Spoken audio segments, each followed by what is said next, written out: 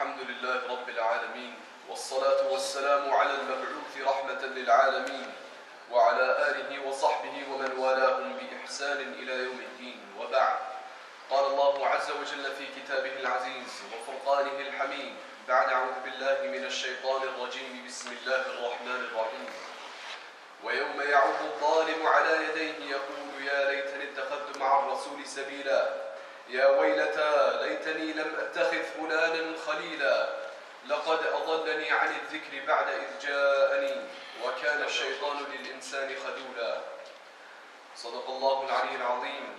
وقال النبي صلى الله عليه وسلم المرء على دين خليله فلينظر أحدكم من يخالل. وقد صدق الشاعر إذ يقول احبب حبيبك هونا ما عسى أن يكون بغيضك يوما ما وابغض بغيضك هونا ما عسى أن يكون حبيبك يوما ما. صدق الله العلي العظيم وصدق رسوله النبي الكريم ونحن على ذلك من الشاهدين والشاكرين. أما بعد. Honorable brethren, respected sister in Islam, as human beings, Allah subhanahu wa ta'ala has placed a natural propensity within us to govern our lives alongside company.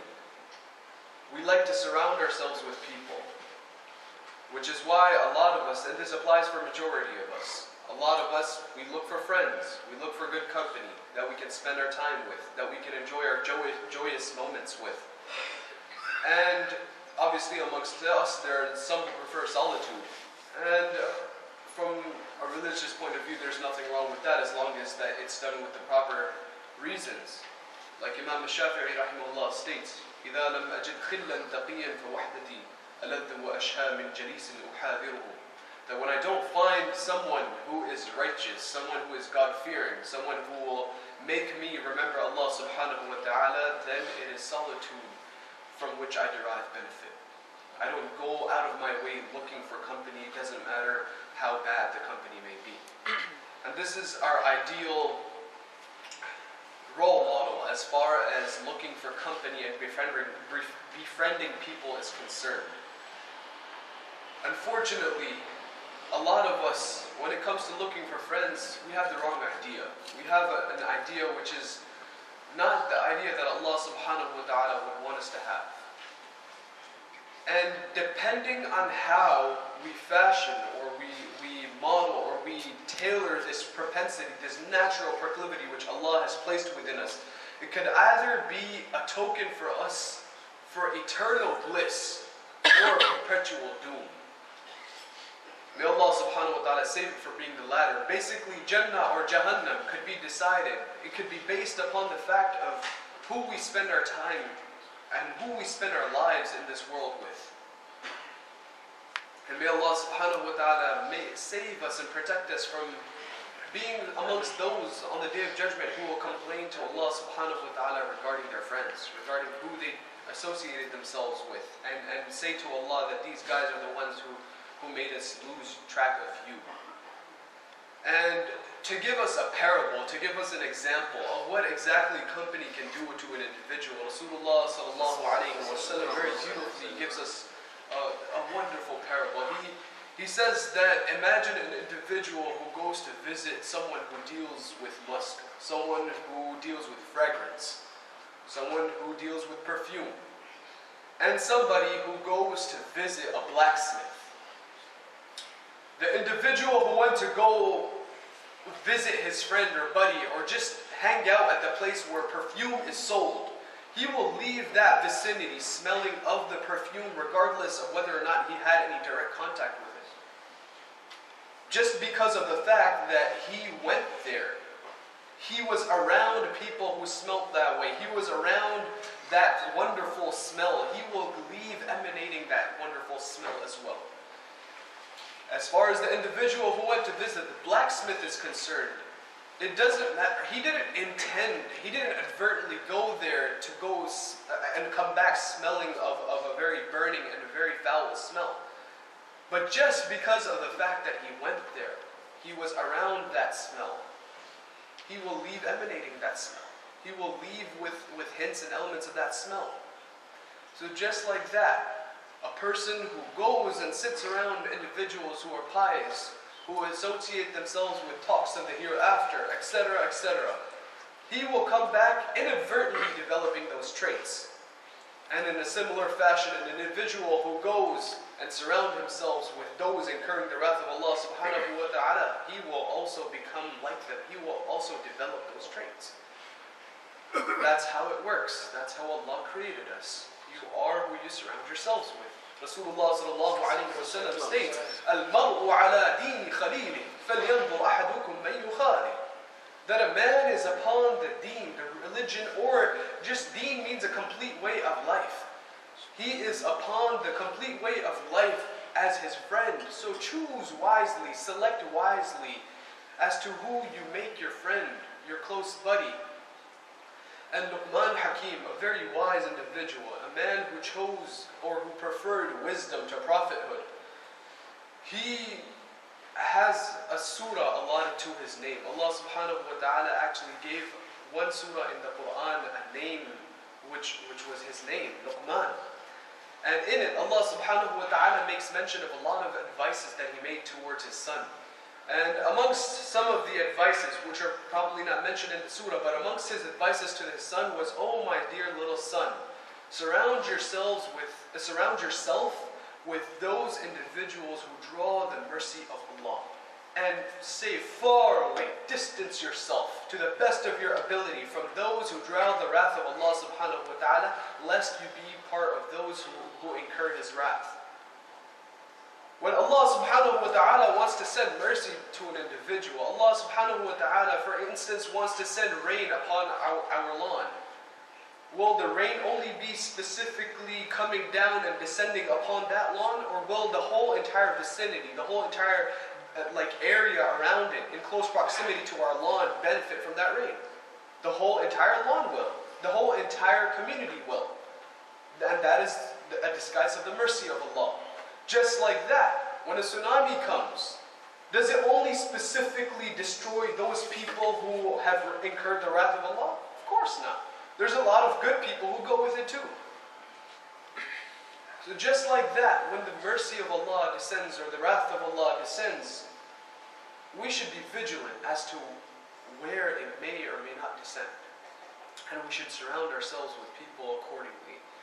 My dear respected brothers and sisters in Islam, the question now arises, as far as we are concerned, who is it that we look for when it comes to picking a friend? What qualities, what traits, what attributes do we look in a person? Do we look for in a person before we select him to be my buddy? my friend. Unfortunately, in majority of the cases, it's not really based upon any religious affiliation. Sad. It is very sad. But that's unfortunately the reality. For instance, the Imam of the Masjid, is that somebody who you'd like to spend your Saturday nights with? Yeah, sure, you'll respect him. You say salam to him. Every now and then you'll even talk to the Imam. Was that somebody who you want to be around when you're doing your fun activities with your friends? Of course not, because a lot of things that we do around people who we're comfortable with is not exactly compliant to the laws of Allah. Is that true or not? It's very true. Allah subhanahu wa ta'ala has laid down certain regulations. And the further a person is from a regulation of Allah subhanahu wa ta'ala, that's how much cooler it makes him. And unfortunately, that's the sad reality. The more distant a person is from Allah, the more cool he is. Unfortunately, as far as what the Western entertainment dictates to us. And this has unfortunately become the order of the day. If we want true friendship, if we want good friendship, friendship which lasts, which has elements of, or which has a complete personification of loyalty therein, then there is no better role model, there is no better parable than the friendship of Rasulullah sallallahu alaihi wasallam with his noble companions. Friends today, unfortunately, there's no such thing as a real true friend. Illa mashallah, except in some cases. You know, so you can be friends with someone for so long, for years, for decades. And one thing goes south. One thing goes downhill.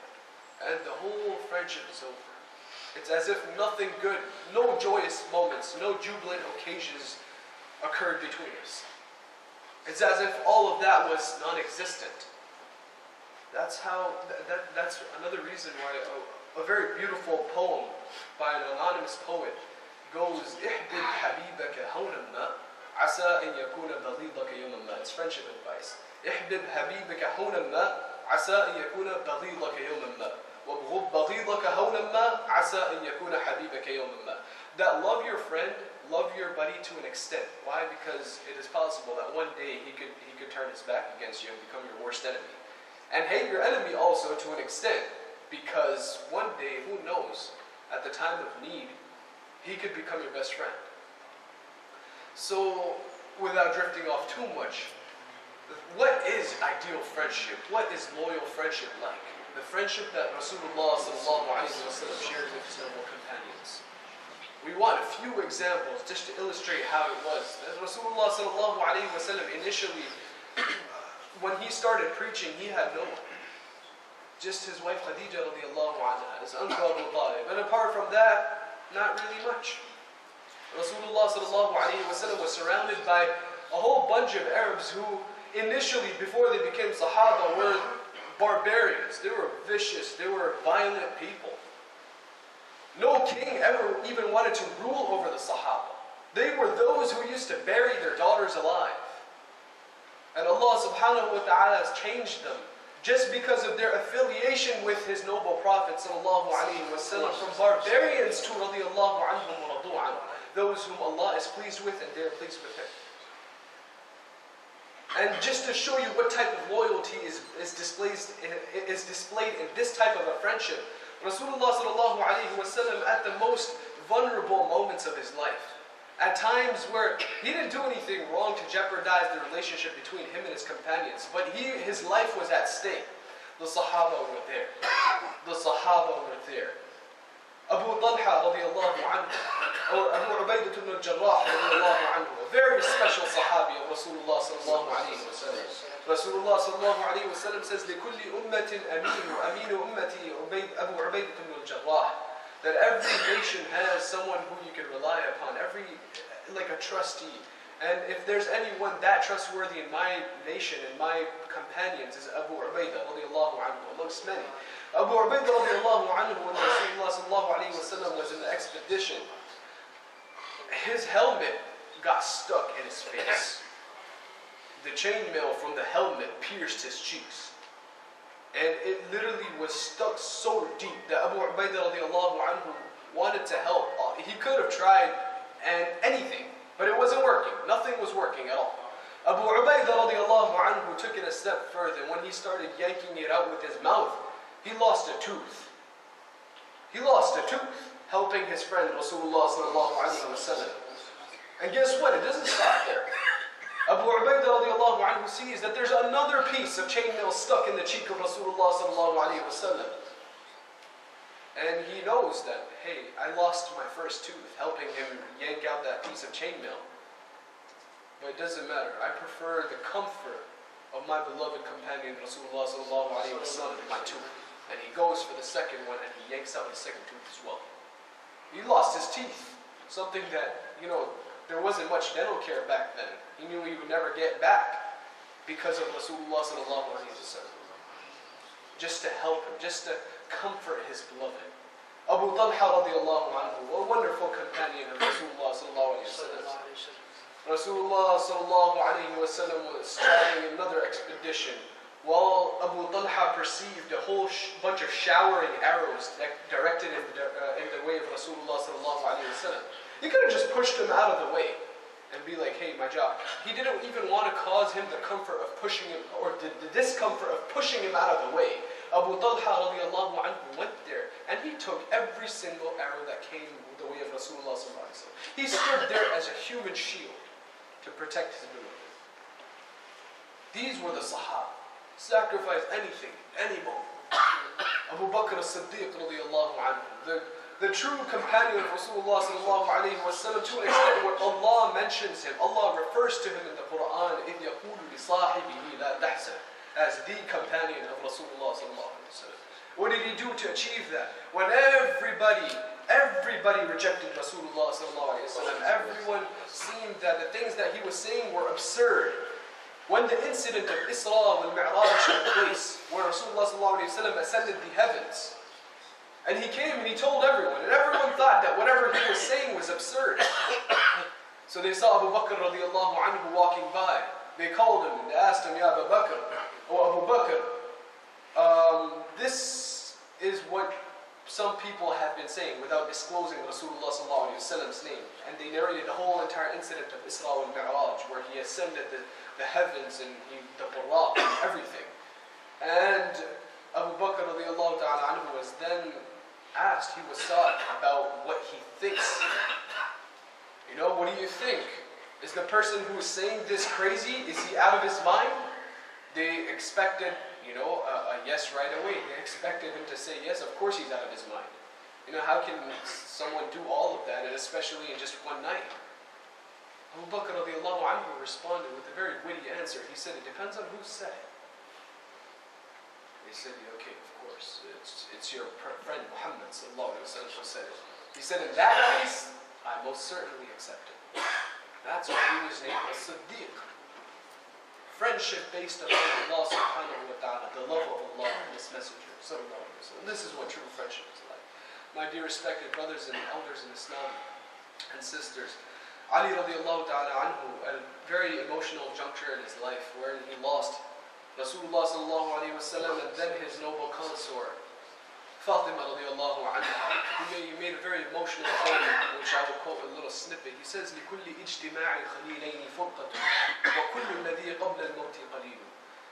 That every union of two companions has to come to an end.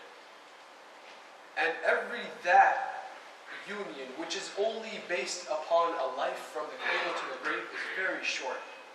So be very wise and be very picky on who you select to be your companion.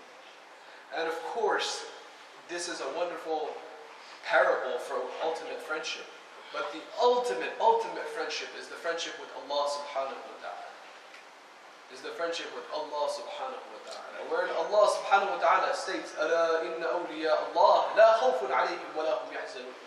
That as for, alas, those who call themselves the friends of Allah, those who are indeed the true friends of Allah, there is nothing to worry, nor is there anything to grieve for them. And this friendship is such.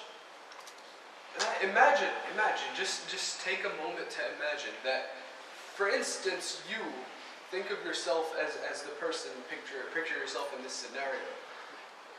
Run into some complications with the will of establishment. And now you're in a situation where there's going to be charges pressed against you. And you have enough confidence to say, hey, I have a friend who's a cop. I have a wonderful buddy who's an attorney. The senator or the mayor is my boy. I'm taken care of. Now, imagine yourself in any horrible situation. It doesn't have to be with the will of establishment. Any situation which causes you even the slightest amount of grief. And you have enough confidence to say that Allah is your friend. Will we ever grieve? Will we ever be sorrowful? Never. Never. Allah is that friend who loves us. We have this negative perception about Allah as Allah being some angry individual who is always waiting for the opportunity to punish us, to seize retribution. No, that is not Allah. Allah describes Himself in the Quran by asking a question. He says, Ya ayyuhal insan, ma gharraka bi rabbika al-kareem. That, oh my beloved insan, oh my human being, my wonderful creation, ma gharraka bi rabbika al-kareem. What has turned you so far away from such a generous, compassionate, and loving Allah? الذي خلقك فسواك فعدلك. The person, the individual, the being who created you. And he asks us this, and Ibn al-Jawzi rahimahullah, a very wonderful scholar of the past, states that Allah يغضب حين تردت سؤاله وابن آدم يغضب حين يسأل.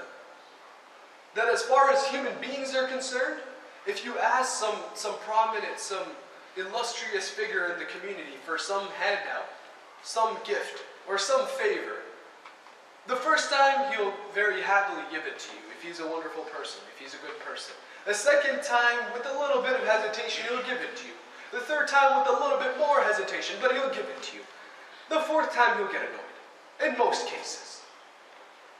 He said, as far as Allah is concerned, you can ask Him once, you can ask Him twice, you can ask Him thrice, you can ask Him 10 times, you can ask Him 100 times, you can ask Him 1,000,000 times. But the moment you stop asking Allah, that is when He gets angry. Such a compassionate, generous, giving, loving, caring Allah. Why is it that we don't ever look to Him for friendship? Why is it that we're always worried about what people, what society, what our peers will think of us? Why is it that we never turn our attention towards what Allah will think of us? Allah subhanahu wa ta'ala it's not hard to develop friendship with Him. He says in the hadith, Qudsi, utlubni tajidni. That look for me, all you have to do is take the first step and you'll find me. I'm not hard to find. I'm not always looking to punish you. I'm not inviting you towards hell, that's shaitan's job. My job, wallahu yad'u ila dar as-salam. I call you towards Jannatul Firdaus. That is my job. That is what I invite you towards. To the eternal gardens of bliss. That is what I call you towards. Not towards eternal punishment and doom. What is wrong with you people that you're running after materialistic entities of the world? Backstabbing, distrustful individuals who will inevitably turn their backs. So may Allah subhanahu wa ta'ala give me and all of us the tawfiq to look for people, to look for company, to look for friends who will draw us closer to Allah subhanahu wa ta'ala and not further distance us from Him. May Allah subhanahu wa ta'ala bless us with companions amongst those who will walk us not only from the cradle to the grave, but from whatever point it is in our life that we meet them all the way until we make a grand entry into Jannah al-Firdaus together. وآخر دعوانا الحمد لله.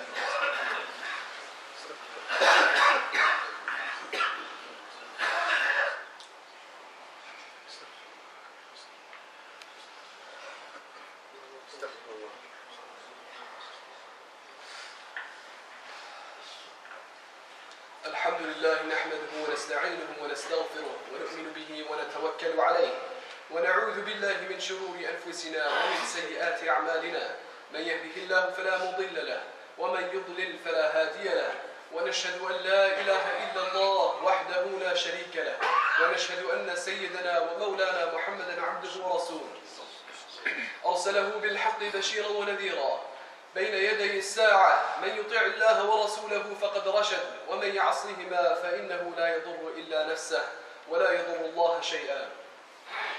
قال الله عز وجل في كتابه العزيز وفرقانه الحميد بعد أعوذ بالله من الشيطان الرجيم بسم الله الرحمن الرحيم إن الله وملائكته يصلون على النبي يا أيها الذين آمنوا صلوا عليه وسلموا تسليما.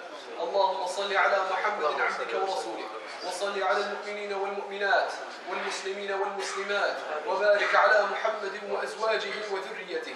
قال النبي صلى الله عليه وسلم أرحم أمتي بأمتي أبو بكر رضي الله تعالى عنه، وأشدهم في أمر الله عمر رضي الله تعالى عنه، وأصدقهم حياء عثمان رضي الله تعالى عنه، وأقضاهم علي رضي الله تعالى عنه، وفاطمة سيدة نساء أهل الجنة رضي الله تعالى عنها، والحسن والحسين سيدا شباب أهل الجنة رضي الله تعالى عنهما، وحمزة أسد الله وأسد رسوله. اللهم اغفر للعباس وولده مغفرة ظاهرة وباطنة لا تغادر ذنبا. الله في أصحابي لا تتخذوهم غرضا من بعدي، فمن أحبهم فبحبي أحبهم، ومن أبغضهم فببغضي أبغضهم، وخير أمتي قرني ثم الذين يلونهم ثم الذين يلونهم. إن الله يأمر بالعدل والإحسان وإيتاء ذي القربى وينهى عن الفحشاء والمنكر والبغي يعظكم لعلكم تذكرون. اذكروا الله العلي العظيم يذكركم وادعوه يستجب لكم، ولذكر الله تعالى أعلى وأولى وأجل وأتم وأهم وأكبر، والله يعلم ما تصنعون. أقيموا الصلاة.